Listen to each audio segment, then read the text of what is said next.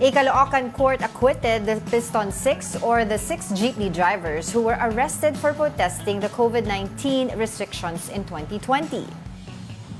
The Caloocan City Metropolitan Trial Court Branch 83 dropped all the charges against the 6 jeepney drivers due to the lack of evidence against them. The Piston 6 were charged with simple resistance and disobedience for holding a rally in Monumento on June 2, 2020. They were seeking the resumption of their operations due to the economic struggles during the early stages of the COVID-19 pandemic. Oh, nakalimutan ko actually sa totoo lang, no? Nakalimutan ko ni kwento na yan. Wow, ngayon lang 4 na-resolve? years. Ngayon lang na-resolve? Napakasimple nung kaso nila. May pertasis na ngayon lang sila nakawala.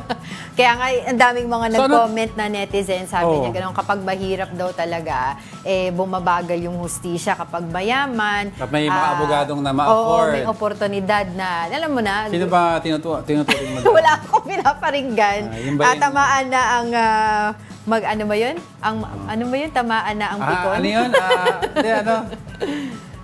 Bato-bato sa Langit, langit. tamaan ng tamaan ay wag magaling. Akala ko tamaan ay pangit. Oh, ad hominem.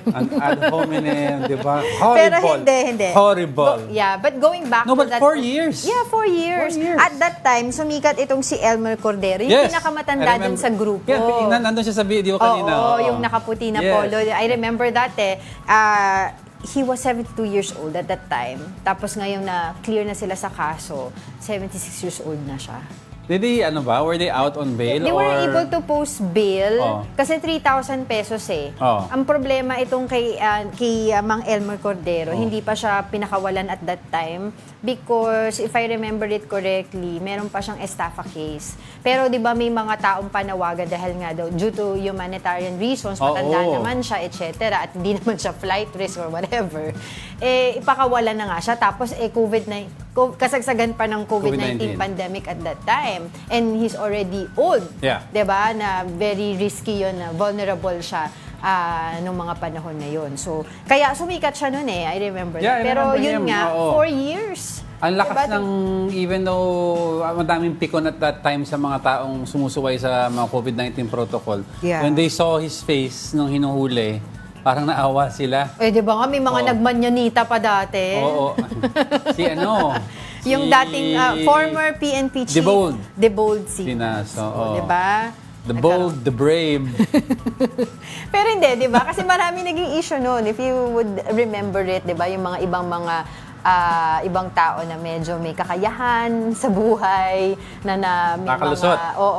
na kumbaga may mga paglabag na ginawa during the Yes. pandemic, hindi masyado kumbaga naparusahan or mabilis na naiproseso yung whatever that is. Kaya yung mga tao Dapat ngayon... the law applies to all. The law may be harsh, but the law is the law. Yun na nga. Yun. Kaya, but thank God at least tapos na tong kaso nilang ito. Dahil ang pinaglalaban din nila is yung PUV Modernization Program. Oo, consolidation issues. Hindi panibago.